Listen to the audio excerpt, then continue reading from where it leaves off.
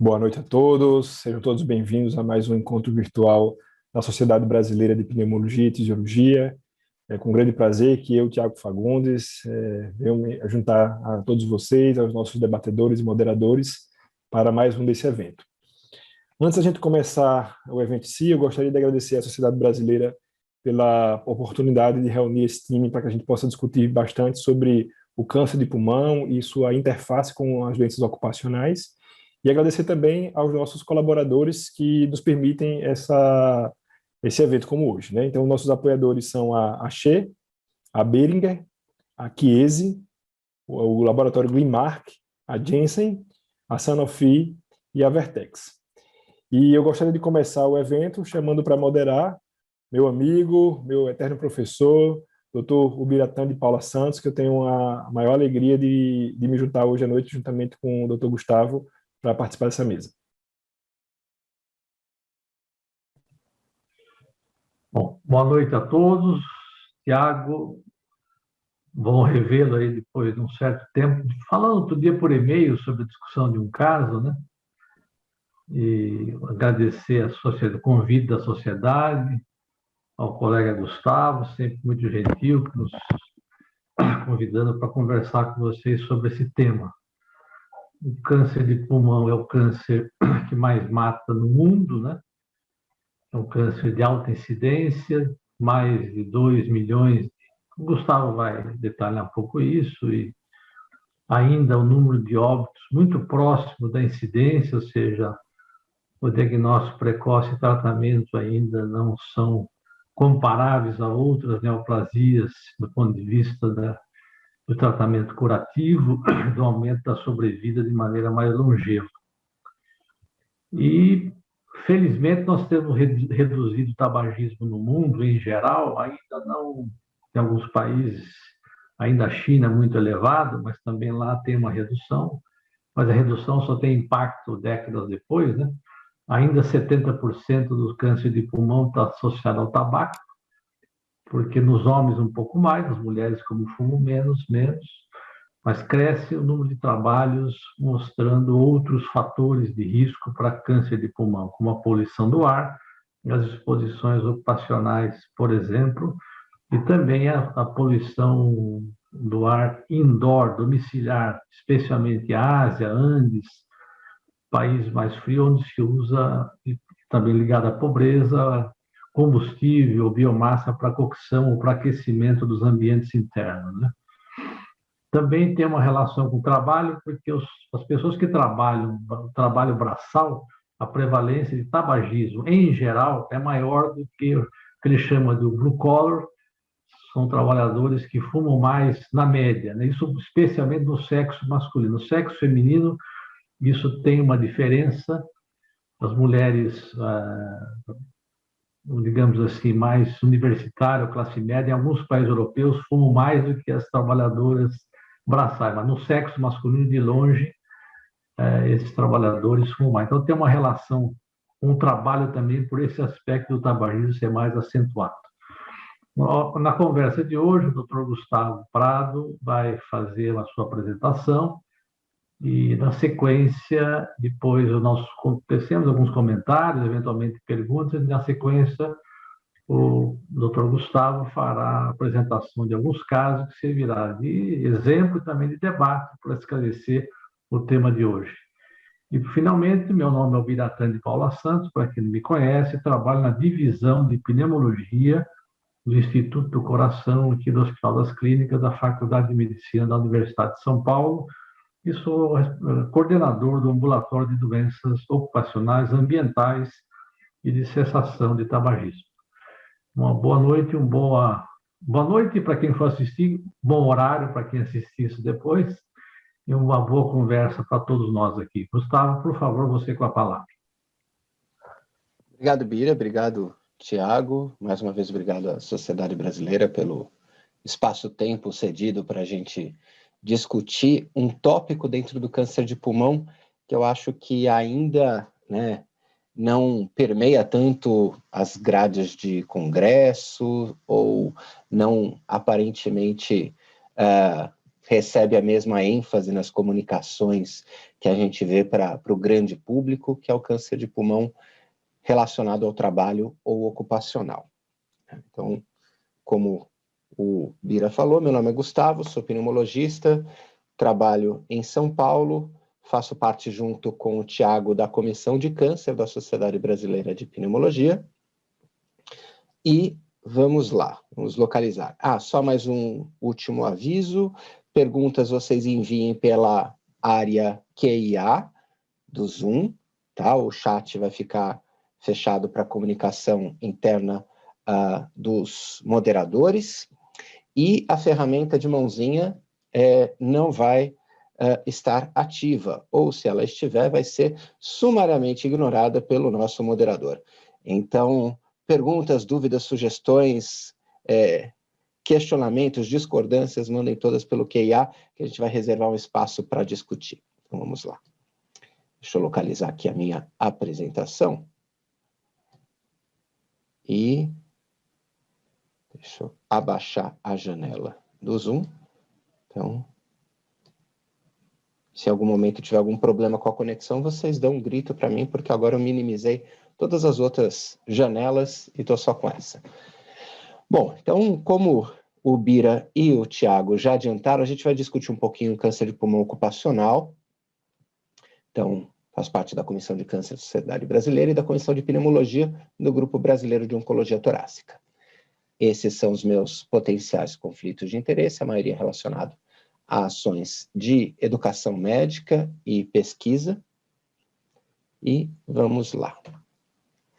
Para a gente ter uma percepção da evolução temporal do assunto na literatura médica, se a gente olhar outro dia, em 1970, o número de artigos que era anualmente publicado, quando a gente pesquisava câncer de pulmão ocupacional, câncer de pulmão relacionado ao trabalho e outros descritores para essa temática, a gente tinha aí 35 artigos no ano.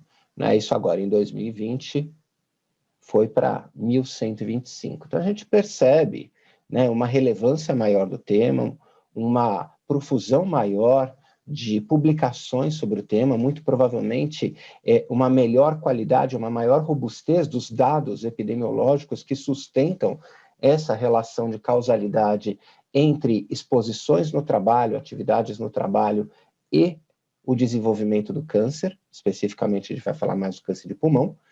Então, eu acho que com tudo isso, a relevância, em paralelo com a redução da prevalência do tabagismo, como o Bira já adiantou, vai fazer com que a fração atribuível do câncer de pulmão e de outras neoplasias, que anteriormente eram quase que exclusivamente associadas ao tabaco, passem a aumentar em relação ao trabalho e a essas exposições no ambiente laboral. Então, acho que isso é importante para a gente trazer essa discussão para o cenário contemporâneo. E aí, alguns fatos importantes, mais uma vez a gente está falando de condições que são subestimadas, subnotificadas, e se a gente fizer um retrospecto em autocrítica, quantas vezes num caso de câncer de pulmão a gente colheu uma história detalhada das exposições ambientais, ocupacionais, e dentro da história ocupacional, o quão detalhado a gente foi em relação a agentes, exposições, tempo, alguma estimativa de carga de exposição, e tudo que pudesse subsidiar a hipótese dessa possibilidade do câncer de pulmão ser relacionado ao trabalho. Também porque a gente carrega essa tendência de uma associação quase que exclusiva ao tabaco, e essa presença muito marcante desse fator de risco concorrente faz com que a gente diminua a nossa sensibilidade em colher essa história, ou pelo menos não questione o fator de risco e não vá atrás de outros. E, mais uma vez, colher uma história ocupacional, como acho que a imensa maioria de vocês já experimentou ao longo da vida profissional, é algo bastante complexo. A gente, muitas vezes, não está suficientemente apropriado do repertório, das atividades, dos agentes que o paciente, então, trabalhador, se expõe ou se expunha, porque muitas vezes isso aconteceu com um lapso temporal de décadas até a nossa consulta.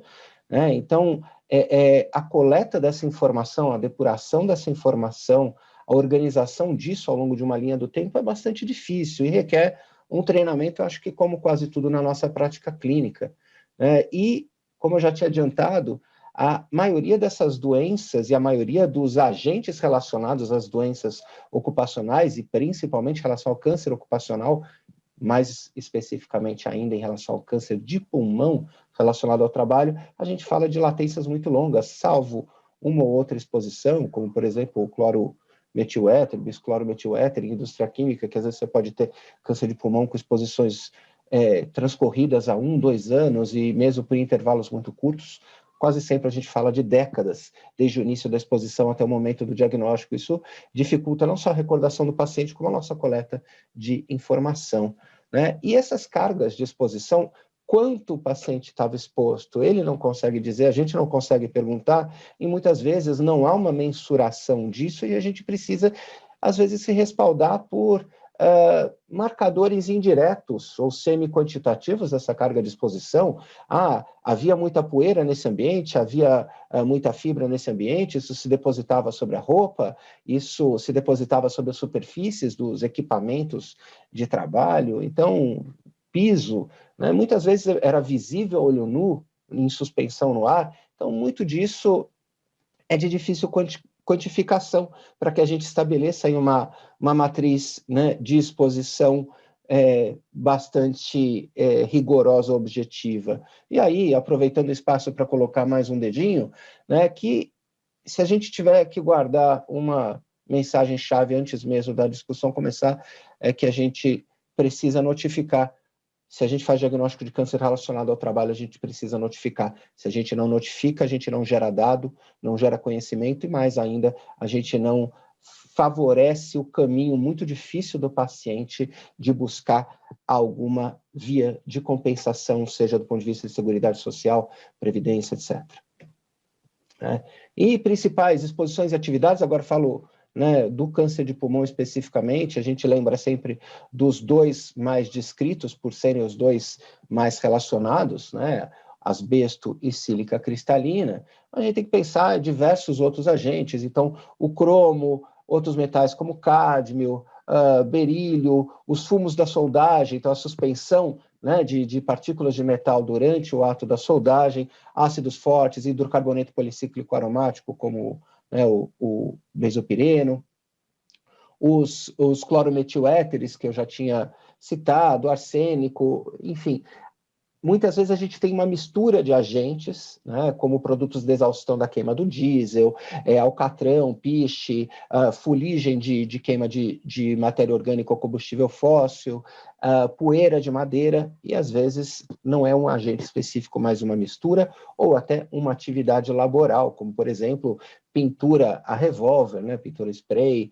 Então, é preciso a gente ter essa busca ativa da informação, e o melhor local para a gente buscar e para a gente referenciar, né, são aquelas monografias da Agência Internacional de Pesquisa em Câncer, da IARC, né, que é um órgão subsidiário da OMS. Então, eu não vou me ater a descrever cada um deles, mas a gente já publicou num livro-texto, né, um capítulo sobre esse assunto, com as exposições, as atividades laborais relacionadas, mas isso é muito interessante a gente recorrer à IARC para buscar, sejam agentes, sejam misturas, sejam exposições específicas e atividades específicas. Acho que o importante é colher essa informação com o nosso paciente, mais do que isso, não ficar restrito ao nome da posição dele lá na empresa, né, ou muitas vezes a atividade até familiar,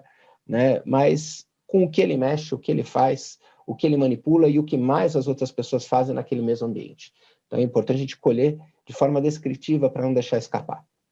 Aqui algumas ilustrações, né? Mineração, nesse caso, mineração de amianto, mas a gente pode falar mineração para sílica, enfim, aqui indústria do fibrocimento para produção, né, de telhas, também uso do amianto para mantas em sistemas de dutos de, né, conexão de duto de ar-condicionado. Aqui uma planta fabril, que é importante a gente perceber que em locais onde há, né, um risco de suspensão de fibra ou poeira, é interessante haver, né, processos de redução da carga de exposição, nesse caso uma planta molhada, que há aspersores, né, nos tetos, como aqueles sprinklers que a gente vê para controle de incêndio, né, tem aspersores que criam uma névoa de água para acelerar a precipitação de poeiras e fibras.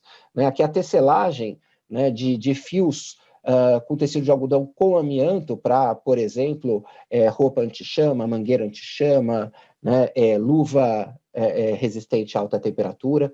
Né? Aqui, isolamento com massa de calafetar cano de água quente com amianto, né? Jateamento de areia para decapagem, né, de grandes superfícies metálicas, como aqui num caminhão, aqui, né, numa grande peça metálica, né, atividade de quebra de rochas, né, fragmentação, atividade de jateamento de areia para fosqueamento de vidro, né, mais uma vez, o corte de pedras, que são muitas delas ricas em sílica, como é o caso aqui da Ardósia, da Miracema, né, sem o uso de uma serra com irrigação de água, né, imediatamente suspende essa sílica recém-fraturada, que é muito mais reativa à fragmentação de pedra para areia, né, aqui a eletrodeposição, né, a cromeação de superfície metálica, aqui niquelação de superfície metálica, soldagem, nesse caso até, né, um equipamento de proteção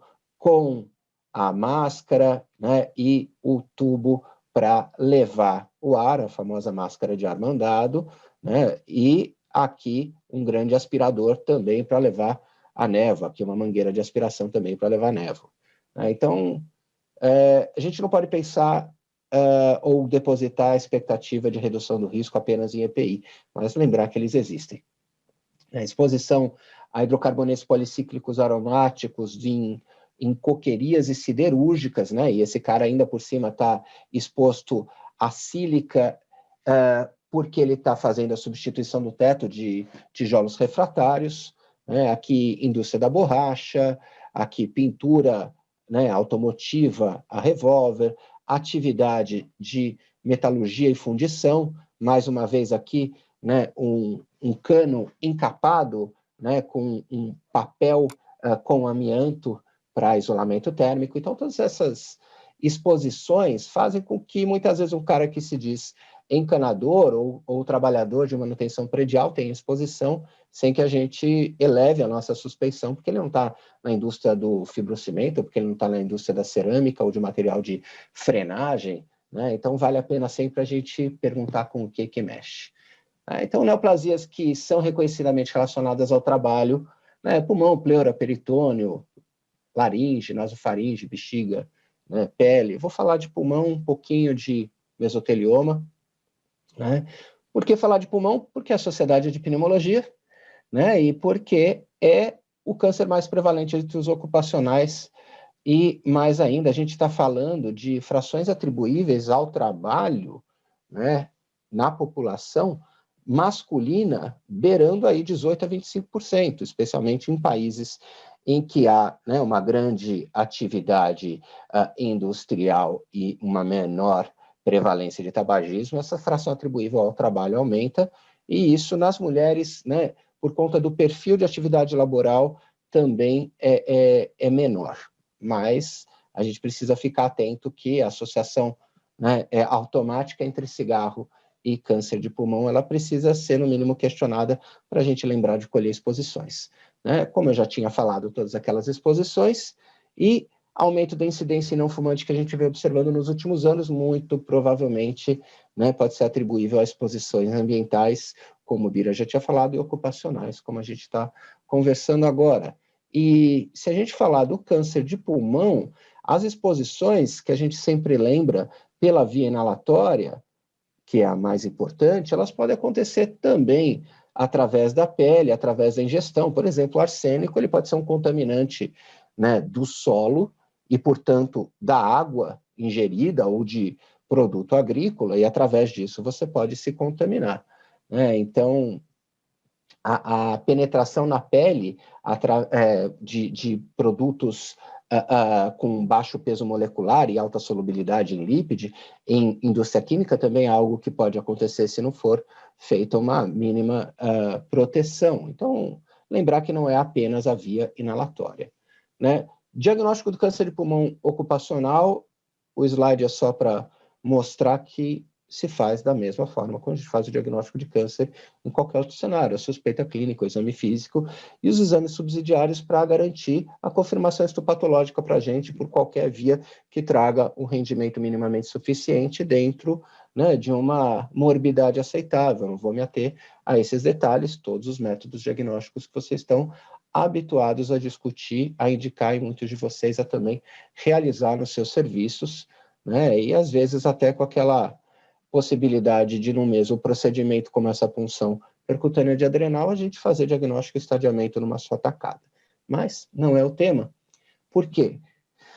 A gente precisa, bom, em tempos que há um certo orgulho em ser um jacaré, né, a gente precisa ser um investigador, porque, como eu já tinha adiantado, a coleta de informação é um processo árduo, e é um aprendizado contínuo sobre o que faz o nosso paciente, né, o que ele fazia quando trabalhava, o que ele manipulava, por quanto tempo por dia e assim por diante, né? Então, perguntar a atividade, a função, o que ele fazia, com o que ele mexia, se ele rodiziava, o que mais se fazia naquele espaço, quais eram os agentes.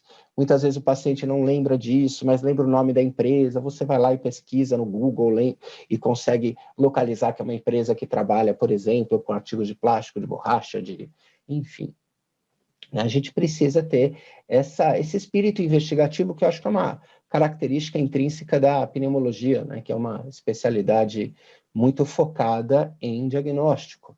E carga de exposição. Mais uma vez, esses produtos de concentração e tempo, né, eles são muito difíceis de se estimar quando a gente fala do câncer de pulmão ocupacional, muito mais difícil do que, por exemplo, estimar a carga tabágica. Então, de certa forma, é desejável. Com o passar do tempo, vai se tornar mais possível à medida que normas regulam a necessidade de determinadas exposições serem medidas, registradas e reportadas. Então, é muito possível que, no futuro, a gente tenha um pouco mais de facilidade para isso. Mas, por enquanto, ainda é um trabalho, de certa forma, subjetivo e com aquelas percepções semi-quantitativas de exposição que o paciente nos traz, né? E lembrar, tempo de exposição, por quanto tempo você fez isso ou você mexeu com esse agente e quando começou, né? Porque a gente sabe que muitas dessas doenças têm uma latência de décadas, né? A gente fala de câncer de pulmão ocupacional, 20 anos, 30 anos, mesotelioma, 30, 40 anos. Então, às vezes, a dificuldade do próprio paciente recordar é também, né, secundária a essa enorme latência. E quando a gente, como eu falei de asbesto agora, eu acho interessante porque, pelo menos no que diz respeito às doenças relacionadas ao amianto, há uma certa diretriz de como você atribuir a causalidade, né? Então, tanto o câncer quanto a asbestose, a gente tem alguns critérios para facilitar a nossa vida. Mas, basicamente, eu não vou ficar detalhando todos eles, é importante a gente lembrar que qualquer histologia de câncer de pulmão, no caso, né, ou qualquer subtipo, se a gente estiver falando de mesotelioma, pode ser relacionado ao amianto. Então, não tem essa história de que é só não pequenas células ou pequenas células, se for não pequenas, se é adeno ou espírito celular, não. Qualquer histologia, qualquer fibra. Então, os anfibólios são mais carcinogênicos do que as serpentinas. Não, qualquer fibra causa, tá? A gente tem um pouco mais de dificuldade em documentar, do ponto de vista histopatológico, exposições, por exemplo, a crisotila, porque ela tem uma biopersistência tecidual um pouco menor, são fibras, às vezes, pequenas ou fragmentadas, que também são mais difíceis de serem identificadas na microscopia óptica. Então, qualquer fibra, qualquer histologia. Agora, o que ajuda? Pensar em latência grande, maior do que 10 anos. Né? Pensar em marcadores da exposição. Se o paciente tiver placa pleural, né, uma doença pleural benigna relacionada ao amianto, é um marcador franco de exposição. Se o paciente tiver asbestose, se ele tiver, então, né, aquela doença intersticial né, periférica, basal, não atribuível a outra causa, com uma exposição conhecida ao amianto, isso já marca até uma carga de exposição maior, né? Em relação a você mensurar número de fibra, corpo de asbesto em tecido ou lavado, isso tudo é muito passível de discussão, mas é importante a gente lembrar que qualquer fibra e marcadores de exposição, como as doenças pleurais benignas, ajudam. Outra coisa, latência grande, e a principal, a mensagem-chave é: tabagismo não exclui atribuição. Mas o paciente fumava, e aí? De quem é a culpa? Das duas coisas, são causas concorrentes, né? O efeito é mais do que aditivo, há estudos que mostram uma possível multiplicação dos fatores de risco, mas é um efeito mais do que aditivo. Então, lembrar, tabagismo não exclui atribuição das doenças relacionadas ao amianto. Tá? Algumas limitações desse conceito de Helsinki, né? A gente quase nunca consegue acessar a concentração de fibra no ambiente, tem dificuldade de contar fibra no tecido, né? Até porque muitas delas não são facilmente acessíveis à microscopia óptica e precisariam da eletrônica, que é extremamente difícil de se conseguir fora do ambiente acadêmico, né? Menor biopersistência, como eu já tinha falado, de fibra de crisotila, então isso pode subestimar a exposição, né? Ou pelo menos dissociá-la de um marcador histopatológico, né? Até porque muitas delas, pelo clearance linfático, acabam se depositando também na pleura e a gente não tem essa biopersistência longa no tecido. Então, dificuldades para a gente aplicar os critérios ao pé da letra, mas vale sempre tê-los como uma referência.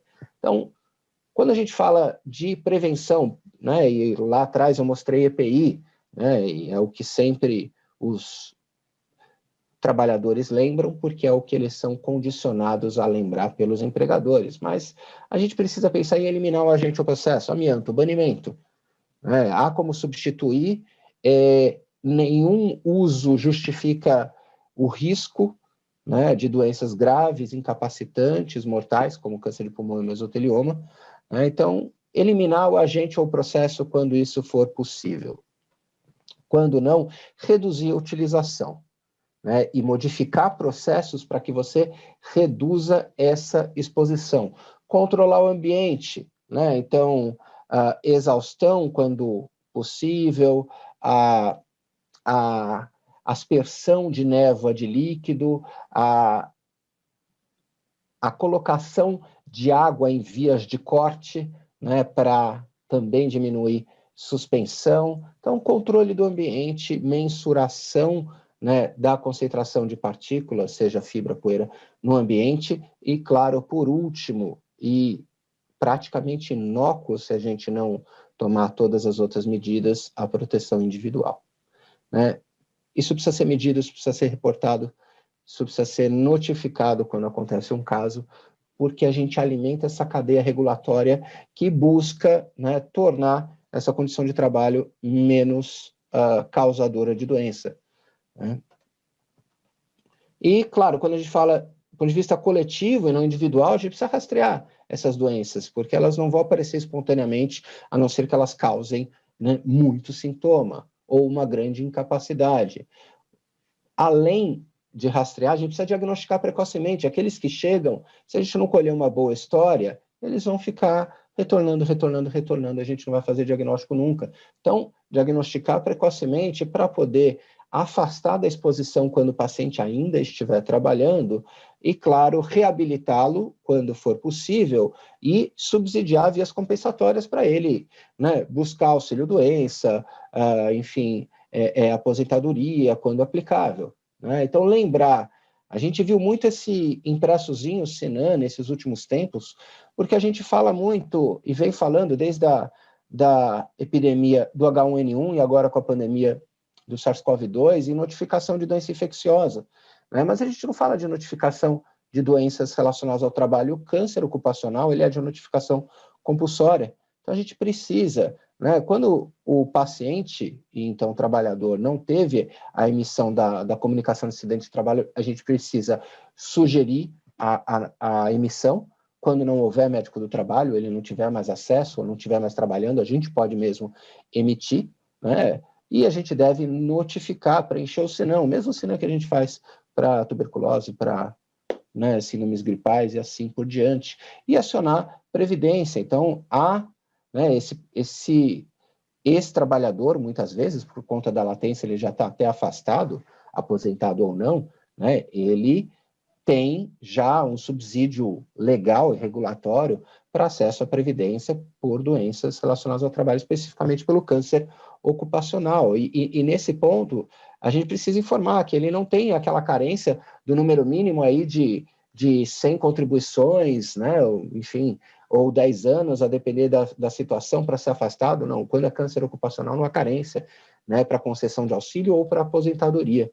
Isso é algo razoavelmente antigo, pacificado, mas não é ainda de conhecimento universal. Então, notificar. E aí, fechando, é subestimado, a gente sabe que a gente não colhe essa história, a gente se satisfaz muito com o tabagismo, né? É subnotificado quantos SINAMs cada um de nós emitiu para notificar câncer ocupacional, né? A incidência vem crescendo, seja pela melhor coleta do dado, seja pela redução da prevalência do tabagismo, mínimo 10% dos casos, mínimo 30% quando a gente fala do câncer de pulmão no não fumante. Amianto e sílica são os principais de longe, mas a gente precisa pesquisar os outros. Colinha, monografia da IARC, colher história ocupacional precisa ser um processo cuidadoso, insistente, persistente, e prevenção, tanto no âmbito coletivo como individual, e investigar sempre, mesmo em fumante. Tá? O fato do cara fumar não exclui o nexo de causalidade com a exposição. Então, essas eram as ideias, aí a gente conversa e eu devolvo a palavra para o Bira.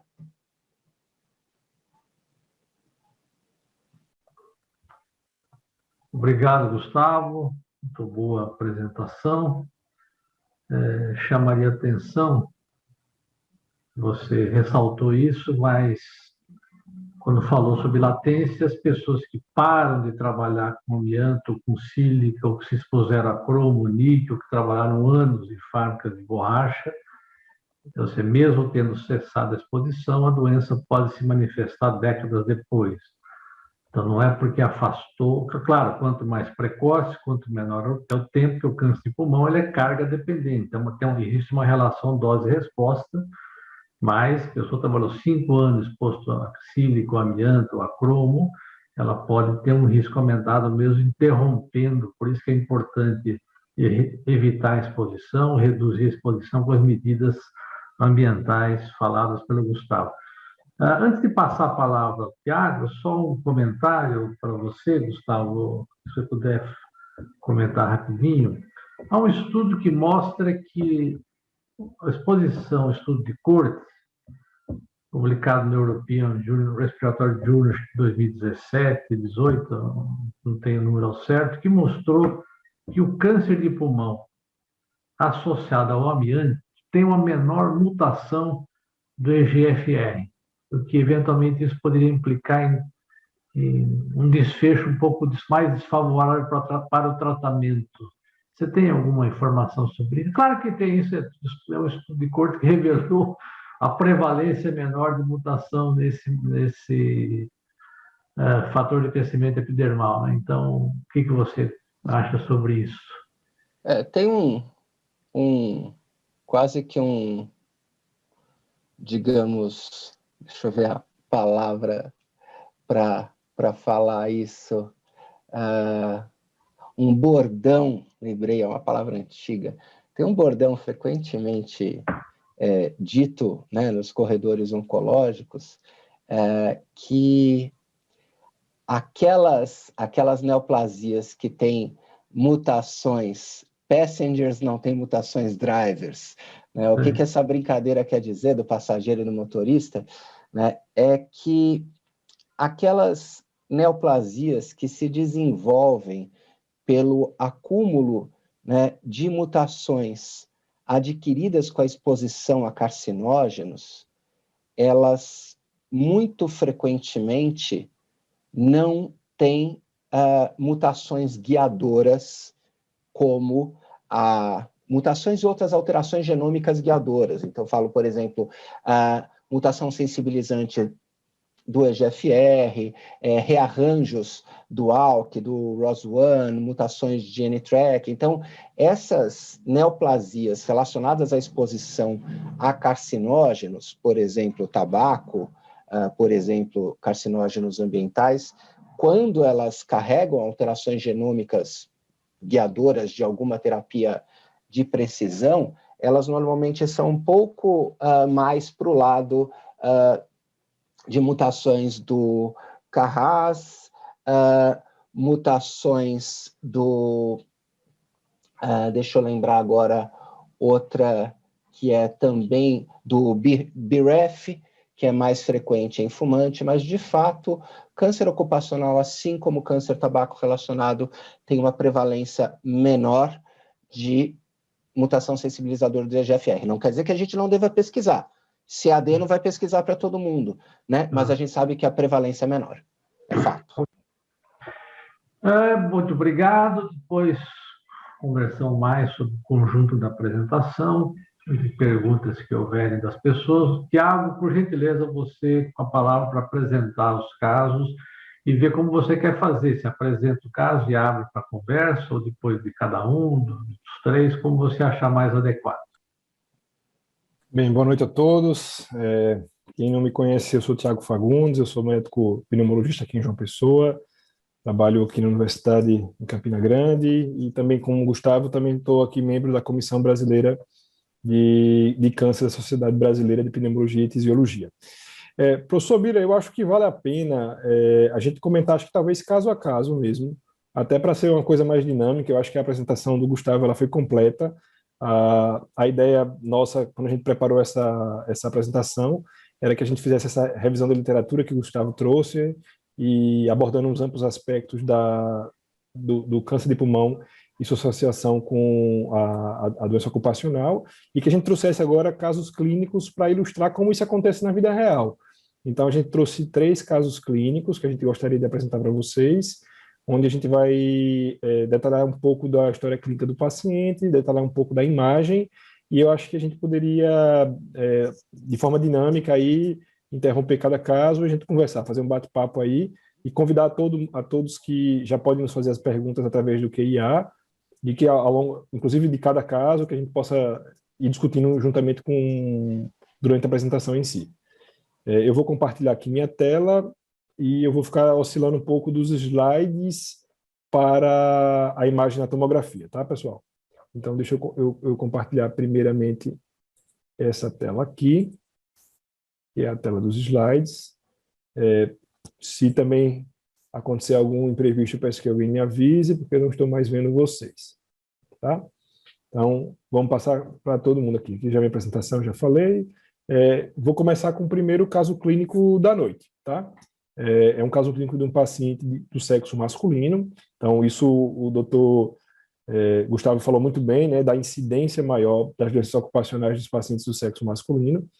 Esse paciente já era um paciente idoso, ele tinha 76 anos, já era um paciente que, pela própria idade, já tinha suas comorbidades, era um paciente hipertenso, era um paciente portador de dislipidemia, e era um paciente que foi tabagista, já havia parado de fumar, mas que tinha uma carga tabágica relevante. Tinha uma carga tabágica de 40 anos maços no seu histórico clínico, e que ele chega ao pneumologista com a queixa de dispneia progressiva.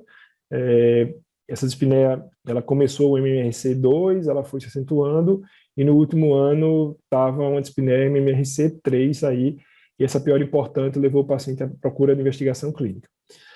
Durante a investigação foi feita uma radiografia de tórax. Infelizmente a gente não tem radiografia, a gente tem aqui, que vocês estão vendo, o scout dessa imagem, e eu vou cancelar aqui essa apresentação. Deixa eu ver como é que eu faço para participar um novo slide. Deixa eu ver se já abre aqui o... Alterna a sua tela que eu te digo se mudou, senão você fecha e abre o compartilhamento. Vê se já abriu aí para vocês. Continua no slide. Continua no slide, então acho que eu vou ter que cancelar coisa, aqui. fecha e abre. Então, tem deixado aberto, mas eu acho que o iSight não quis ficar aberto. Então, deixa eu fechar aqui. Eu vou abrir novamente a imagem aí da tomografia desse paciente. É bom que, como o Gustavo falou, vai simulando aqui a vida real. Geralmente a gente tem problemas para abrir imagem mesmo, né? Então, está aqui a tomografia desse paciente. Nós estamos vendo o corte superior da tomografia, né? Dá para ver a gente está perfeitamente. vendo o PowerPoint ainda. O PowerPoint ainda? Então, peraí. Então vale a pena qualquer coisa você fechar e abrir o eu chat acho que screen do Zoom. eu vou cancelar o compartilhamento. E aí abre de novo. Retomar. Enquanto isso, eu já sinalizo que a gente tem uma pergunta, como um dos casos, sem querer dar spoiler, né, vai ser relacionado a essa pergunta do Paulo César Carvalho, eu vou deixar para a gente discuti-la um pouquinho mais para frente. E agora vocês estão vendo a tomografia? Sim. Entrou. Opa, então acho que agora foi. Então eu vou correr a tomografia e vou falando um pouco ao longo que a gente vai correndo. Qualquer coisa aí vocês vão falando se não tiver interrompendo. Então a gente está aqui uma tomografia sem contraste, uma tomografia de tórax na janela do mediastino, tá? A gente vai descer agora aqui para os campos pulmonares mais... e começa aqui a chamar a atenção. O paciente tem um pouco de linfonodomegalia.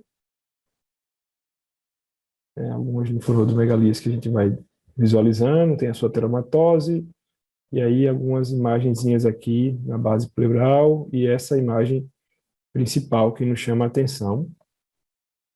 Essa massa pulmonar tem mais de 3 centímetros, ele continua tendo outras linfonodomegalias, e chama a atenção aqui, ó, alguns achados subpleurais nesse paciente, né? Então, isso tanto na parede torácica anterior quanto posterior e de forma bilateral.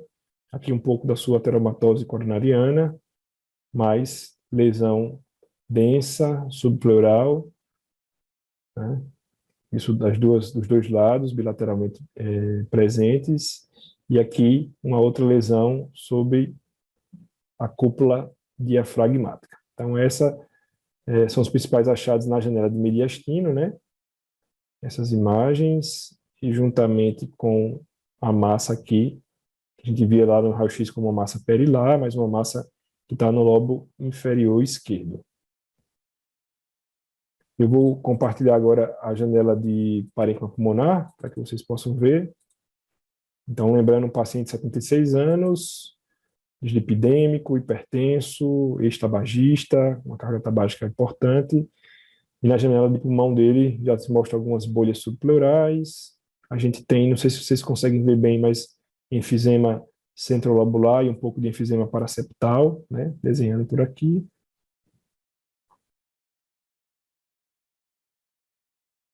E aí começa a chamar a atenção essas lesões císticas, né?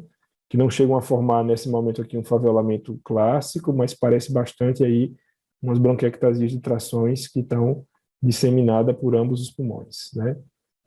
Bem subpleural, tem um gradiente intersticial desenhado aqui, um espessamento interlobular e intralobular, e a lesão e a massa que está presente aí, né? O conteúdo maior da massa aí no lobo inferior esquerdo, e aqui nas bases pulmonares mais um espessamento intralobular, um pouco de espessamento interlobular, novos empilhamentos císticos, alguns lembram favelamentos, outros se assemelham mais a bronquiectasia de trações, isso também na região anterior, quanto na região posterior, bilateralmente, e algumas bolhas aí presentes nesse paciente, né?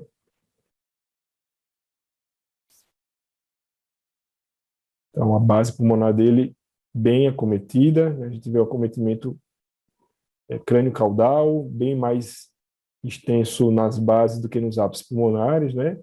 E aí com as bases bem destruídas, bronquiectasias, algumas áreas de favelamento, bem subpleurais, associado aí a essas lesões que a gente viu na janela do mediastino, que são bem sugestivas realmente de placas pleurais, e a massa pulmonar. Eu vou tirar o compartilhamento dessa para a gente voltar para os slides.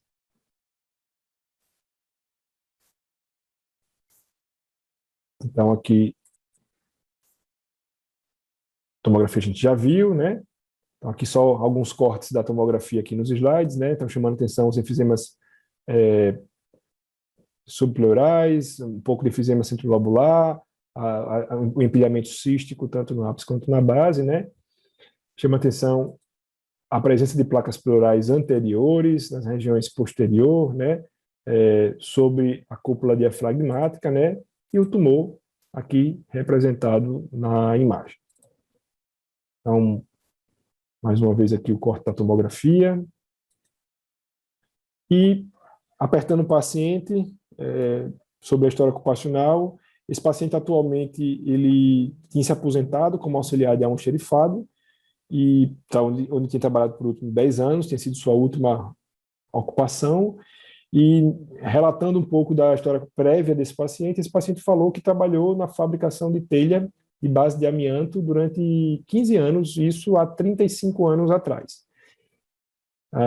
O paciente foi submetido a uma biópsia pulmonar transtorácica daquela massa e foi feito o diagnóstico de um carcinoma pulmonar de células escamosas, e pela sua relação, pelos achados aí de exposição ao amianto, teve o diagnóstico também da asbestose pulmonar diagnosticada, né? Então, o Gustavo já falou isso, só relembrando aí um pouco, né, que a asbestose do paciente, no caso, era a telha de amianto, a gente sabe que também é muito utilizada como fibras de isolamento térmico, e aqui em mantas de construção civil para o isolamento, né? Então, não sei se tem vocês gostariam de comentar alguma coisa específica desse caso, Gustavo, Bira? Sim. Passaria para o Bira, que é para ele discutir um pouquinho os achados da imagem ou da história, né? Eu vou voltar novamente para a imagem, certo? Que acho que a gente pode comentar novamente. Pronto. Tiago, esse paciente chamou atenção, quando você já mostrou até a imagem de mediastina, a janela de mediastina, a presença de espessamento pleural. Aqui é espessamento da pleura parietal, né? A fibra a fibra entra pelas vias aéreas e ela cai no espaço, vai até a superfície do pulmão, cai no espaço pleural, impacta nos poros de drenagem, e ali ela forma dá uma reação inflamatória com depósito de material hialino, pouco celular, quase não se acha fibra ali, mas aquilo é uma lesão pleural, né? Ou seja, da pleura parietal. E quando nós vemos isso dos dois lados, bilateral, com algumas calcificações, às vezes o formato nodular, ou trapezoidal, ou retangular, mesmo que o paciente não se lembre de que se expôs a amianto, evidentemente chama muita atenção também, acrescida pelas placas sobre o diafragma, né? Então, isso já, mesmo que ele não diga, eu não trabalhei, eu não lembro de ter trabalhado, porque é muito comum fábricas antigas que utilizavam amianto para, por exemplo, revestimento de fios para proteção contra incêndio, encanamentos de água quente dentro de hospitais, nos anos 60, 70, até 80 existia esse revestimento feito por amianto aqui no próprio Hospital das Clínicas, né, no passado. Então, as pessoas usavam isso, não tinha essa informação, não se lembram, mas já chama atenção. E ele tem enfisema, foi um paciente fumante, e tem aquela fibrose, notadamente nos campos inferiores. Aí eu provoco o Gustavo, e você também, Tiago, porque esse paciente ele pode ter ali um enfisema combinado com fibrose do fumante, mais uma fibrose do amianto. Porque, veja, nós sabemos que o fumante ele pode ter uma doença obstrutiva, enfisematosa, de vias aéreas, e ter uma fibrose, não é muito comum, mas às vezes uma pessoa que tem uma carga de 40 anos máximo, especialmente se ele parou depois dos 50 anos, ou seja, foi longevo, essas alterações, é claro que é uma asbestose, mas também não está descartada que tem uma combinação daqueles que a gente chama de enfisema combinado com fibrose. Eu não sei o que vocês acham disso. De qualquer maneira, como disse o Gustavo na apresentação, o fato dele estar submetido a 2 riscos não afasta nenhum da culpabilidade, ou seja, do nexo etiológico ou causal pela doença do paciente, na minha opinião, até nos 2 casos, tanto a neoplasia como a doença, não a doença pleural, obviamente, mas a doença intersticial que nós vemos também embaixo. Bom, assim, eu concordo em relação né, a presunção do nexo causal e, enfim, a atribuição do câncer e mesmo da fibrose, né? É claro que, assim, a gente tem essa condição clínica, eu tento evitar a palavra entidade, que para mim tem um lance mais umbandístico, né, ligado a essa palavra, mas do CPFE, né, da fibrose combinada ao enfisema. Tanto o CPFE como a fibrose, né, da pneumonia intersticial usual na tomografia, né, que é, enfim, a imagem que a gente vê na fibrose pulmonar idiopática, elas são muito parecidas com a asbestose em fases avançadas, às vezes indissociáveis. Tem uma série de estudos que mostram aí algumas possíveis dicas na imagem para a gente tentar diferenciar a asbestose, né, do fibroenfisema e da fibrose da FPI, né? Então, não apenas os marcadores de exposição, claro, mas assim, o asbesto não previne que o cara tenha CPFE, nem previne que o cara tenha, né, PIL, mas a gente vê menos, a gente vê um pouquinho mais na asbestose algum pontilhado subpleural, né, que são, enfim, micronodularidades centrolobulares subpleurais, enfim, de um processo fibrótico peribronquiolar. A gente vê, às vezes, linhas subpleurais, a gente vê uma tendência um pouquinho maior a consolidar, né, do que o CPFA, do que a WIP. A gente vê um pouco menos de bronquiectasia de tração, mas, de fato, às vezes é indissociável. Eu acho que com a exposição conhecida, documentada e com marcador, né, acho que dá para atribuir a causalidade. Esse é um caso que eu notificaria. Perfeito. Nesse caso interessante, aí fora disso, esse paciente para alto risco para câncer de pulmão. Ele tem exposição a amianto, foi tabagista, tem uma DPOC, tem fibrose, ou seja, são inflamações que se sobrepõem aos agentes, né, ao efeito dos agentes individuais, portanto, o risco de câncer. Agora, claro, o risco, no caso dele, já ocorreu, evidentemente, mas estou dizendo, o conjunto das exposições e o que elas já provocaram no pulmão em si, somando tudo, o risco muito elevado desse indivíduo ter tido como teve um câncer de pulmão. Exatamente, né? E aquilo que o Gustavo falou, né, e que o senhor falou também anteriormente, né, que esses riscos acabam sendo até tendo um pouco de efeito sinérgico, né? A gente muitas vezes acaba só culpando o tabagismo e o fato de você ter uma carga tabágica relevante, como é o caso dele, talvez ficasse muito tranquilo com base nisso, né? Um achado de um paciente com câncer de pulmão, já idoso, tudo. E realmente, se não tivesse um olhar mais atento aí para isso, para a questão das placas pleurais, você não iria tanto atrás dessa história ocupacional e faria esse nexo aí de causa, né? De possível fator associado. Perfeito. Eu vou agora para o segundo caso. Deixa eu voltar aqui a compartilhar a tela. Deixa eu fechar aqui o iSight para eu já abrir o próximo caso. Só peço vocês também mais um pouco de paciência. Vou deixar aqui já para não... E nós vamos voltar aí para compartilhar.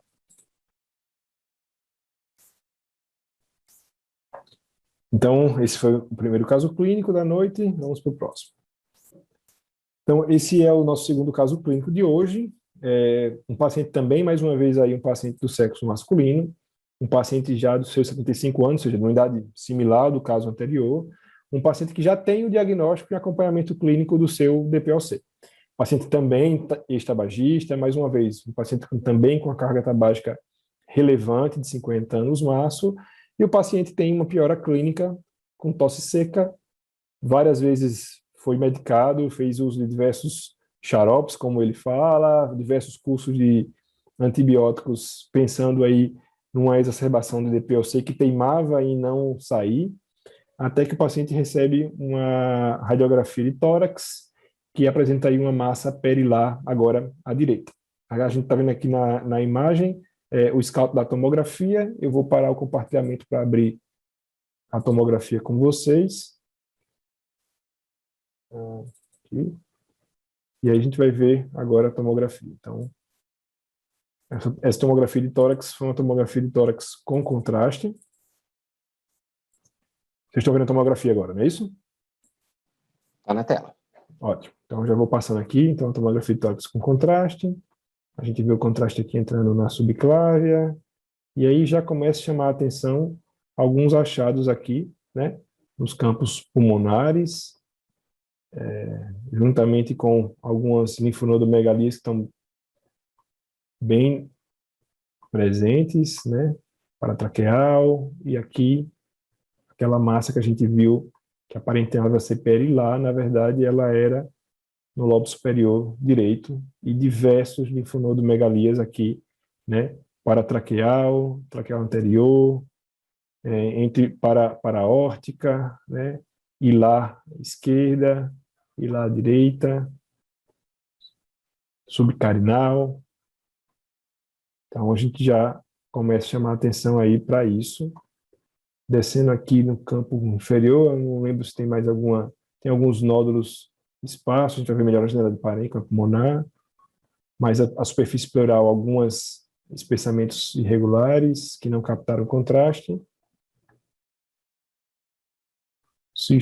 Alguns cistos hepáticos presentes, adrenal de tamanho preservado. E vamos voltar um pouquinho lá para a massa, mais uma vez, para a gente ver que essa massa teve sim um realce ao contraste quando ela recebeu o contraste, né? Um realce heterogêneo, irregular. E vamos para a janela de pulmão. Essa massa ela oblitera a luz do brônquio do segmento anterior do lobo superior direito. Então, deixa eu subir para depois descer, que eu acho que fica mais fácil da gente enxergar tudo isso. Tá? Então, paciente ex-tabagista, né? Então, tem também as suas bolinhas subpleurais, tem um nódulo até meio que espiculado, com, né, retração de tecido intersticial ao redor, isso de forma bilateral aqui nos ápices, né? Aqui um pouquinho também de efisema subpleural. Aparenta ter um pouco de micronódulo esparso por ambos os pulmões. Então, quando a gente vai rodando aqui a tomografia, a gente vê que além da bifurcação e da ramificação da artéria pulmonar e desenhando os lóbulos pulmonares secundários, a gente vê essa nodulação, essa sujeira aí nos campos pulmonares, né? Então tem um pouquinho mais de micronódulos aí presentes, né? Então acho que dá para ver bem aqui alguns desses micronódulos. E aqui mais embaixo, a massa, né? A gente vê ela realmente aqui obliterando a luz do brônquio, né? Então, existe um pouco de alteração brônquica. A gente vê o brônquio aqui sendo estenosado, né? E ao longo do parênquima pulmonar, opa, estou descendo de volta. Ao longo do parênquima pulmonar, alguns nódulos pulmonares que vão aparecendo. Então, aí, aparentemente, uma doença que até sugere aí uma doença um pouco avançada, principalmente pelo fato do acometimento mediastinal extenso, né?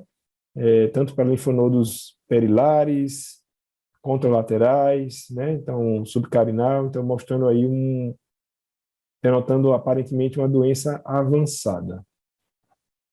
Certo? Vou deixar uma pergunta, acho que só para provocar, né? Porque você vai responder isso mais para frente, né?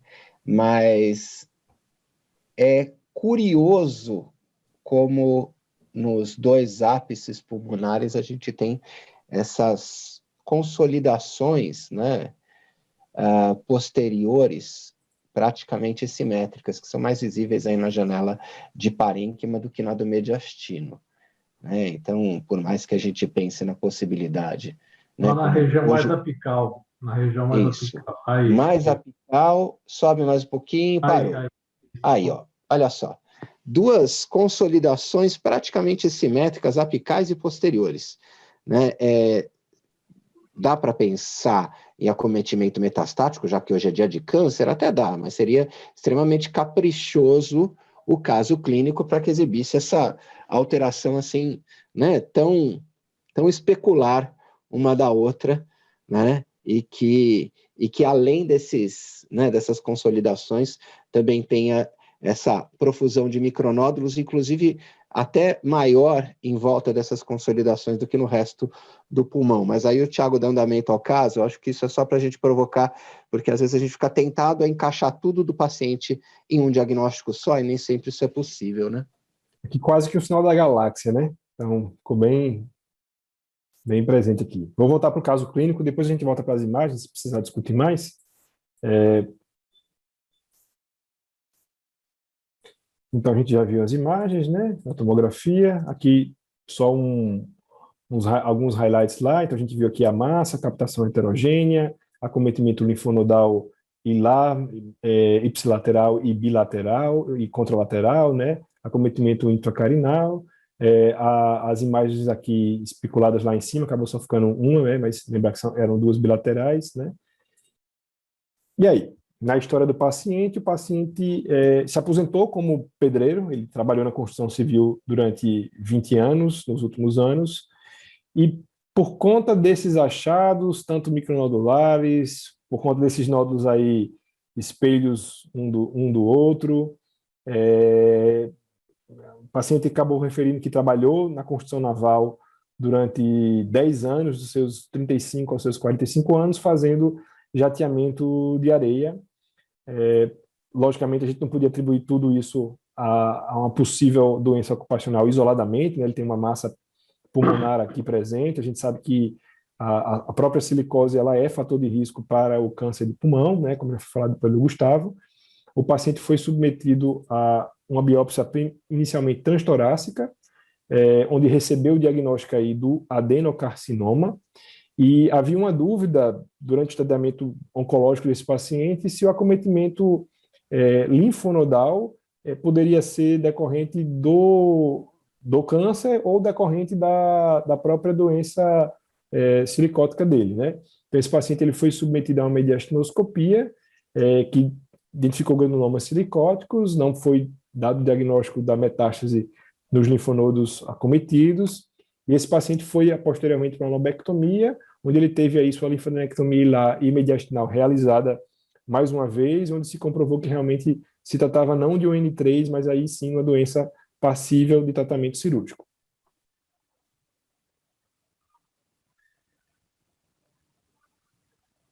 E é isso. Acho que tem... Muito interessante. Na janela de pulmão, você note que tem um pouco... Volta lá. Para quem jateou areia, esperava mais alterações. De qualquer maneira, ele devia usar aquela máscara com ar mandado, aquele capuz com ar comprimido, provavelmente, especialmente em indústria naval, às vezes eles fazem fora do navio, né?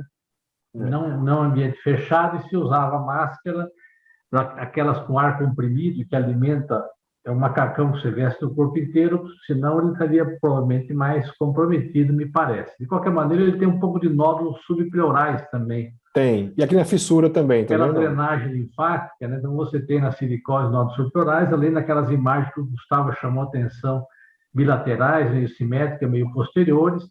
Então, esse indivíduo tem uma exposição como o outro a dois fatores, né? O tabagismo e a sílica. A sílica aumenta o risco de câncer de pulmão. Aliás, depois do amianto, como também disse o Gustavo na apresentação, é a maior incidência de neoplasia pulmonar ocupacional e a exposição à sílica. A sílica é muito presente na crosta da Terra, 12% da crosta da Terra é sílica, e tem muitos processos, toda a construção civil, pavimentação de estradas, né, construção de casa, prédios, concreto, tudo isso vai areia, pedras, etc. Então, é uma exposição muito grande, né? Então, tem um risco bastante elevado. De fato, eu acho que é uma doença pulmonar, tem enfisema também pelo tabagismo, tem silicose, câncer de pulmão, e a atribuição ao tabaco e à sílica, na minha opinião. Eu acho que o interessante desse caso clínico que eu achei foi o fato desse acometimento linfonodal, né? Como você mesmo falou, assim, os micronódulos dele silicóticos são extremamente discretos. Parece realmente um pouco de sujeira aí, talvez numa tomografia de não alta resolução fosse mais difícil vê-lo, a não ser que a gente conseguisse fazer aquela projeção de MIP, né? Para poder realmente acentuar um pouco mais a facilitar em identificar os micronódulos. E esse acometimento dele linfonodal, né, que a gente vê aí na janela de mediastino, dá a impressão, diante de quem faz oncologia, de uma doença oncológica extensa, né? E muitas vezes eu já vi pacientes serem paliados com base simplesmente nessa imagem, né? Um nódulo pulmonar, uma massa pulmonar com um acometimento linfonodal extenso, contralateral, ou seja, a paciente foi contraindicada o procedimento cirúrgico. A gente sabe que isso não é o padrão é sempre fazer a investigação e o estudo do mediastino, né? Mas muitas vezes, pelo padrão próprio de imagem, às vezes a pessoa acaba em locais com dificuldade de acesso aí a cirurgia torácica, a mediastinoscopia, né, ao EBUS, que a gente sabe que não é uma tecnologia tão facilmente acessível, poderia passar aí desapercebido como uma doença N3, né? E a gente viu que nesse caso não era uma N3 realmente, né? Era simplesmente acometimento linfonodal pela silicose, e não pelo câncer de pulmão. Você e o Gustavo acredita que o PET scan ajudaria nesse caso ou não ajudaria? Por quê? Eu acho que... Fala aí, Thiago, porque a minha posição ela é enviesada, porque, enfim, eu acompanhei o caso, a gente pediu o PET, mas fala o Thiago primeiro. Eu acho que o PET scan aí não seria legal, porque a gente sabe que esses acometimentos podem ser bem inflamatórios, né? E o que a gente poderia ver, muitas vezes, seria um acometimento simplesmente por estar inflamado pelo processo ativo da silicose aí em atividade, né? Então, eu acho que não teria como, pensando aí que a doença poderia vir aí, o valor preditivo negativo cairia bastante, né? Então, acho que eu não faria o PET scan de cara, não. Eu esperaria que esse PET scan viesse aceso e isso não pudesse traduzir a doença ativa. Então, eu concordo com você. A gente fez o PET porque a gente sempre faz para estadiar, inclusive para, né, muitas vezes buscar a possibilidade de um sítio metastático insuspeito, né? De fato, captou, não com enorme avidez, não com SUV muito alto, mas, enfim, foi um PET positivo, né? E a gente deu o benefício da dúvida por perceber aquelas pequenas, grandes consolidações silicóticas, né? Então, aquelas consolidações silicóticas apicais, os micronódulos, né? E a presença desses linfonodos num paciente exposto, a gente deu o benefício da dúvida de estadiar invasivo mediastino. A gente começou, na ocasião tinha EBUS, a gente fez o EBUS, ele veio negativo, mas não pegou granuloma, negativo para a célula neoplásica, não pegou granuloma, pegou tecido linfóide. A gente foi para mediastino por causa da alta probabilidade pré-teste, com todos esses achados de imagem, aí ela veio negativa e o paciente foi para a cirurgia. Então, eu acho que, mais uma vez, né, nem todo achado positivo do exame de imagem é definitivo para a correspondência patológica de neoplasia, especialmente quando a gente tem um diagnóstico concorrente, nesse caso a silicose. Isso foi muito importante, ter essa história, ter essa informação, que ajuda tomar a decisão adequada, né? E nós temos muito ainda pessoas que são submetidas, por falta da história ocupacional, com massa silicótica. Às vezes a massa silicótica é isolada, você tem micronódulos, começa a formar uma massa, nem sempre no lobo superior e posterior, às vezes é um pouco mais abaixo, mas aí a massa silicótica ela não é expansiva, ela é mais retrátil. Tem uma série de informações que às vezes ajudam a gente a ter confiança. Claro, na dúvida pode abordar, a gente evita abordar paciente com silicose, porque esse paciente, se você coloca uma agulha, faz pneumotórax, o risco, às vezes ele tem dificuldade de expandir, o pulmão está muito, às vezes, endurecido.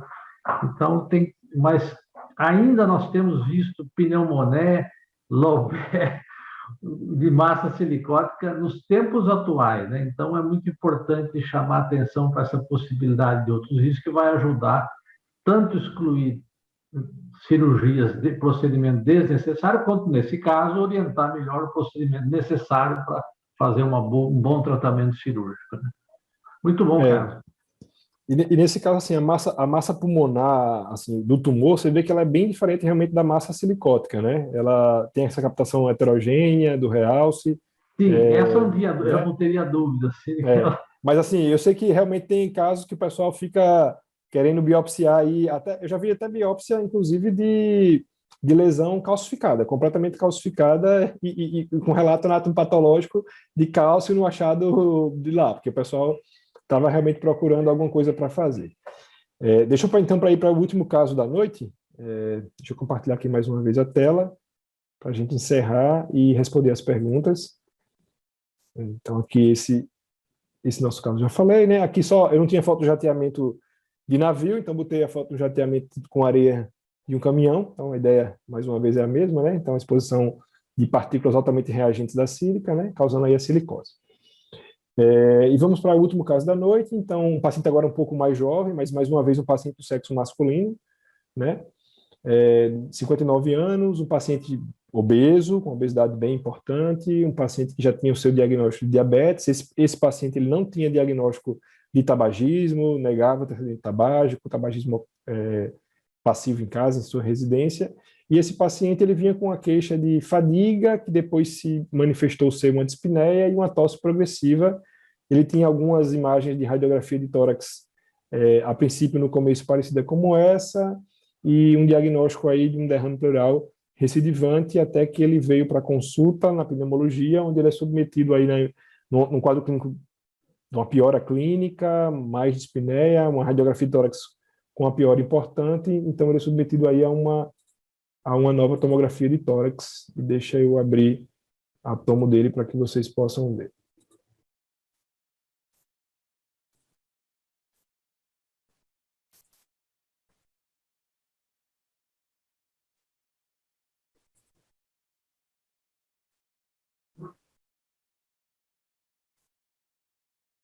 Eu vou direto para o PET, esse paciente, e vou começar abrindo aqui Aqui tem um scout da tomografia, já dá para mostrar atenção a piora, a obesidade do paciente, acho que chama bem a atenção até, e a ausência do campo pulmonar direito, né? Então, realmente a piora aí do derrame pleural. A tomografia de tórax aqui do PET, então acho que já vai ser legal para a gente ver. Vou passar direto para os campos pulmonares. Então, ele tem aqui um pouco de uma lesão tireoidiana, que acaba deslocando um pouco a traqueia da sua linha mediana, né? Uma tireoide heterogênea, com um pouco de calcificação. À medida que a gente desce, já começa a chamar a atenção aqui esse achado pleural, né? Eu vou passar, a gente vê aí um espessamento contínuo da pleura, né? Tanto a pleura parietal quanto a pleura pericárdica, né? Então, um acometimento contínuo. Associado aí a um pouco de derrame, mas um espessamento bem extenso, uma intravenosa general de pulmão, uma telectasia completa aí dos lobos inferiores e lobo médio, derrame pleural presente, né? Praticamente unilateral, né? E esse espessamento pleural ele vai até a base de todo o hemitórax, e aqui na parte abdominal não tem grandes achados, então, por adiantar da hora, eu vou subir aqui mais uma vez para que a gente possa ver, né? É basicamente unilateral, praticamente não há acometimento da pleura à esquerda. A gente vê um pouco de linfonodomegalia, mas nada tão intenso. E aí, deixa eu pegar a janela de pulmão dele, para que a gente possa observar. Então, a gente viu aqui aquele deslocamento da traqueia pela massa tireoidiana. No parênquima pulmonar já chama a atenção um espessamento dos septos interlobulares, né, desenhando bem aí os lóbulos pulmonares secundários, com a artéria pulmonar bem centrolobular, preservada, um pouco de vidro fosco nas regiões mais anteriores, e o espessamento pleural bem preservado, bem presente, né, com as atelectasias aí tanto do lobo médio quanto do lobo inferior. A gente vê totalmente fechado aqui, né, o pulmão. E aí, mais uma vez, o derrame pleural, né? Aparentemente, contralateralmente, ele tem um pouco de nódulos aqui subpleurais, não tem nenhuma massa nem nenhum nódulo suspeito à esquerda. Então, aqui foi o PET scan. Vamos para a imagem do PET scan para que vocês possam ver. Eu já vou passar para a imagem de fusão, que acho que fica já bem legal. Ele tem ali uma pavimentação em mosaico, uma linfangite Isso. também, né? Provável. Exatamente. Aqui nos campos pulmonares superiores, aqui parece realmente uma pavimentação em mosaico, aqui, ó, bem desenhando aparentemente uma linfangite nesse contexto. Só para dar uma de advogado do diabo, né? Às vezes, nesses pulmões, né, encarcerados por esses espessamentos circunferenciais, uma grande redução volumétrica, você tem uma certa limitação da drenagem linfática e venosa, e a estase pode provocar tanto vidro fosco quanto espessamento de septo. Então, dentro desse contexto, assim, não é inequívoco essa associação aí com carcinomatose linfática. Pode ser só da estase venosa e linfática. Né? Gustavo, no caso do mesotelioma, você acha que a hipótese mais provável nesse caso pode ser essa sua explicação do que doença para dentro do pulmão, é isso? Nesse caso? Acho que sim, mas... Os septos bem lisos, né? Os septos bem lisos, né? Sem nodulação septal. Eu concordo que sim, talvez seja mais assim, mas, de novo, a gente vê, às vezes, carcinomatose linfática com septo, né, com septo fino e liso, nem sempre o padrão é o que a gente encontra na vida real, mas eu chutaria, nesse caso, que pode ser só pela estase. Ok. Aqui ele teve uma captação baixa, um pouco heterogênea na tireoide, nada que chamou muito a atenção, e aqui sim, essa captação aí bem intensa, circunferencial em toda a pleura, tanto parietal quanto mediastinal. Naqueles septos, a gente não vê realmente captar tanto, né? Então, nem nas fissuras pulmonares, mas captação bem evidente aí em toda a pleura. É uma pleura maligna, né? Nitidamente. Captação adrenal também, ó. Aspecto nodular irregular, acometimento circunferencial da pleura mediastinal, lateral, inferior, tudo, enfim. Quadro de pleura maligna, que pode ser tanto um quadro metastático ou um quadro de tumor primário, cheirando muito ser um tumor primário pelo aspecto da pleura. Daí você vai nos contar um pouco mais de história, né? Exatamente. Vamos lá para a apresentação de novo. Então, a imagem a gente já viu, né? Então, aqui só alguns highlights novamente da imagem, o espessamento contínuo de toda a pleura, e aqui um mix das imagens que a gente acabou de ver, e aqui a imagem do PET, realmente mostrando todo esse acometimento circunferencial homogêneo de forma contínua, e aqui a fusão da tomografia com a imagem do PET scan, que deixa essa imagem bem bonita aí, mostrando todo o acometimento da pleura, né? Então, na história ocupacional, o paciente ele era técnico de informática. Então, uma certa frustração aí de quem estava conduzindo o caso. O paciente, aparentemente, não tinha uma exposição relevante clínica que pudesse gerar uma doença pleural tão grave, né? Mas, não tudo são flores, esse paciente tinha trabalhado nos últimos anos, há 30 anos, durante 30 anos, na verdade, não há 30 anos, mas durante 30 anos, antes de conseguir pagar o seu cursinho técnico, ele tinha trabalhado num prédio de manutenção predial, na verdade, né, numa construtora, onde ele fazia toda a manutenção da rede elétrica e da rede hidráulica nos últimos 30 anos. Então, ele não tinha uma atividade direta de exposição ao asbesto, né, como a gente viu no caso anterior, né, que o paciente ele trabalhava diretamente na fábrica de tecelagem, na fabricação de telha, né, de fibra amianto. Esse paciente aqui ele tinha uma exposição ao trabalhar em manutenção hidráulica e manutenção elétrica. A gente sabe que tem muitos prédios antigos e que usaram realmente o amianto como revestimento, como isolamento térmico. Esse paciente foi para a biópsia cirúrgica confirmou o diagnóstico de um mesotelioma do subtipo sarcomatoide, né? E por essa exposição aí presumida ao asbesto pelo fato de sua manutenção hidráulica, ele teve aí a doença ocupacional, o câncer de pulmão, o mesotelioma de pleura, né, relacionado de forma ocupacional por essa exposição presumida aí ao asbesto que ele tinha. Tem uma pergunta no chat, Gustavo, você quer comentar?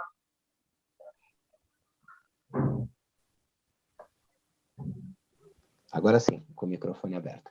Eu estava esperando o Tiago mostrar esse caso para trazer a pergunta do Paulo César Carvalho. Suspeita clínica e radiológica de mesotelioma pleural maligno, mesmo que a biópsia não tenha confirmado esse diagnóstico, pode ser suficiente para definir o início do tratamento oncológico? E a resposta, infelizmente, é não. Tá? O mesotelioma é um tumor raro, mesmo em expostos. A incidência de mesotelioma é pequena. Mais do que isso, na imagem, o mesotelioma pode ser confundido, né, com infiltração pleural, principalmente de adenocarcinoma. Na histologia, às vezes também pode ser semelhante, especialmente o subtipo epitelioide, às vezes pode ser também confundido com uma infiltração pleural de uma neoplasia epitelial. Né, e o diagnóstico acaba se fazendo, às vezes, pela imunistoquímica. E muitas vezes, né, Gustavo? Infelizmente, não. E muitas vezes precisa de bastante amostra, porque eles precisam fazer toda uma diferenciação por imunistoquímica para que se consiga realmente chegar nesse diagnóstico de mesotelioma. Então, é um painel extenso, né, que eles usam, né? Não é toda equipe de patologia que tem familiaridade com essa neoplasia, né? Mas, infelizmente, dado ao fato de que ela é uma neoplasia rara, né? E que o asbesto é também fator de risco para câncer de pulmão, por exemplo, né? Então a gente não pode fazer o diagnóstico presuntivo, tá? Infelizmente. A abordagem aí foi feita o quê? A biópsia foi feita como? Foi feita uma biópsia cirúrgica. Cirúrgica. O paciente não era candidato, até pelo volume de extensão e pelo subtipo, a pleuropneumonectomia. Ele nem pleurectomia. Nem pleurectomia. Nem pleurectomia, porque ele tinha... Tá. Só tratamento paliativo mesmo, de quimio e radioterapia, né? Tá. Esse foi sem rádio. Esse né? foi só quimio. O fato dele não ter sido operado, né? Enfim, o que a gente vê de... normalmente condições que desfavorecem a abordagem cirúrgica, né? Do ponto de vista de prognóstico, o fato de ser o subtipo sarcomatoide, né? Então desfavorece a abordagem cirúrgica, e quando tem acometimento, né, contralateral ou infradiafragmático ou mesmo linfonodomegalia mediastinal N2, N3, ou seja, normalmente não considera o paciente cirúrgico, exceto para aquelas cirurgias, né, com uma finalidade de paliação sintomática, controle clínico, por exemplo, a pleurectomia, a pleurodese, né, mas mesmo essas, né, no contexto de um sarcomatoide, ainda devem ser assim, discutidas com um certo rigor, porque ele tem um prognóstico muito ruim, e nesse caso específico, dada a magnitude do espessamento pleural, né, a expectativa era que seria extremamente agressivo, cruento, uma abordagem cirúrgica, né, e aí o paciente foi exposto à ocasião a tratamento, né, quimioterápico citotóxico com cisplatina e pemetrexed. Tiago, além do trabalho que ele referiu, nesses casos, às vezes tem que perguntar se não tinha familiar dele que trabalhou com amianto, porque às vezes o pai, a mãe, o irmão mais velho trabalhou ele quando criança. E levava o alimento para casa na roupa, né? Então, também essa pergunta, no caso do amianto, deve ser feita. Ou, às vezes, trabalhava a família numa loja de construção que vendia material de construção. Acho que é muito comum aquelas lojas que vendiam caixas d'água, tubos, telhas, caixas de descarga, materiais quebrados ficarem no pátio, então as crianças brincavam com isso. Então, para mesotelioma, que não precisa de claro, quanto a exposição é maior, o risco vai aumentando, mas é muito importante, mesmo baixas concentrações inaladas, aumenta o risco décadas depois. Então, às vezes, nessas situações, às vezes não conseguimos, 10%, 15%, varia, sério, não se consegue saber a causa. Né? Acho que o desafio justamente é esse, que como a latência é longa, né? muitas pessoas esquecem, né? Não sabem, não lembram, não tem vaga lembrança, não sabe dizer exatamente como foi, né? Então, se foi, por exemplo, se foi na sua adolescência ou infância, a chance dele lembrar depois aí de 40, 45 anos vai ficando mais difícil, né? Que eu acho que é o grande desafio realmente dessas doenças que têm uma latência tão prolongada, né? Perfeito, muito bom. Para finalizar, só queria mostrar um pouco mais daquilo, mais do mesmo, mais para a gente reforçar aqui, né, os agentes que têm associação com o câncer de pulmão, lembrando aí mais uma vez do asbesto, né, da sua atividade de mineração, no cimento amianto, tecelagem, isolamento térmico na junta para motores. Relembrar aí esse roteiro de história ocupacional que o Gustavo já falou, mas só para reforçar, né, da ocupação atual, a descrição do processo de trabalho ela é extremamente importante, juntamente com a descrição do ambiente, quais matérias-primas, quais processos físicos e químicos utilizavam, quais transformações aconteciam e que ambiente era esse, se ele era limpo, se tinha exposição a gases, a poeiras, a vapores, se tinha ou se não tinha EPI. Lembrar que o EPI ele pode ser uma falsa ideia de proteção para a gente, né? Quando o cara fala que usa o EPI, a gente acha que ele estava realmente completamente protegido como astronauta, e a gente sabe que, como o senhor acabou de falar, né, o EPI às vezes não protege, às vezes ele leva para casa um pouco daquela poeira do seu ambiente e acaba se contaminando em casa, se contaminando no próprio carro, que vai acumulando os materiais ao longo do tempo, né? E lembrar realmente esse fato que o senhor acabou de falar, né, que a gente acabou de abordar, de lembrar ocupações passadas e ocupações até mesmo informais. Então, muitos desses pacientes acabavam trabalhando de bico aí de manutenção, e nesses bicos eles podiam se expor a isso. Então, é quase que um papel, não, é um papel realmente investigativo, como o Gustavo tanto falou bem lá do jacaré, né?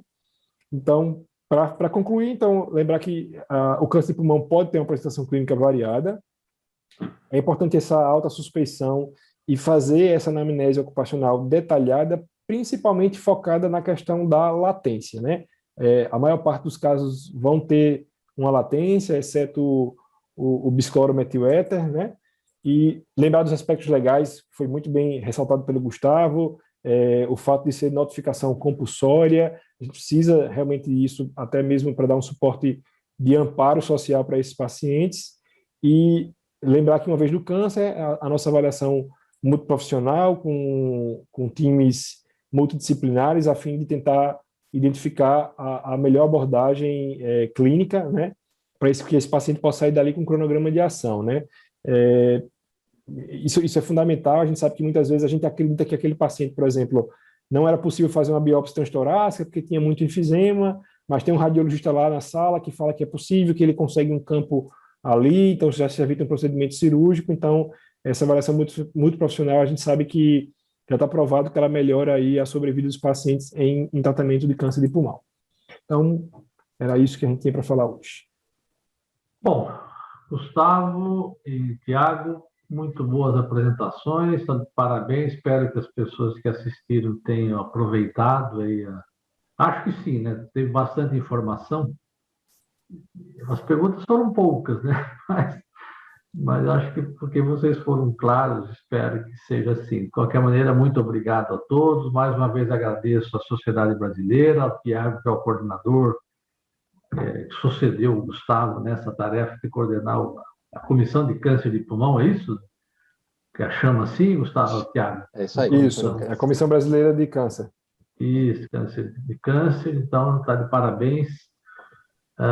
De câncer de laringe também tem associação com amianto, hein? Mas sim, fica meio fora fica mais no grupo de cabeça e pescoço, não vem para o pulmão, né? Então, a gente acaba o câncer ocupacional pega a boca, né? Pega a laringe, né? Até a bexiga pode entrar aí um pouquinho também no meio, né? Então, não, de amianto é ovário, lembra? Ovário, laringe, ovário, colo, né? Pleura, peritônio, túnica vaginária e pericárdio, né? Assim, de amianto. E cólon está meio na berlinda, colo retal. Especificamente sobre amianto. Muito bom. Então, mais uma vez agradecendo a vocês, a sociedade e ao apoio que tivemos aí do nosso... o Bruno, né? Que estava acompanhando. Isso aí. que saiu aí, tá bom? Uma boa noite a todos e quem for ver isso, um bom dia, boa tarde, etc. Um abraço. Valeu, e até pessoal. A próxima. Até mais. Tchau, Abraço. pessoal. Tchau, tchau. Um abraço a todos. Até mais.